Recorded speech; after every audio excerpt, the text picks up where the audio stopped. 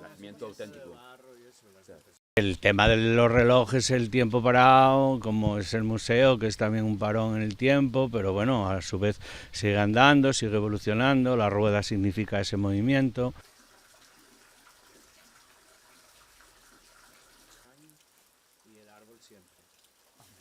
Dar cabida en el museo a interpretaciones actuales sobre las colecciones del museo, ¿no? Estamos muy, muy contentos porque ya te digo que la respuesta está siendo muy positiva, a la gente le gusta mucho.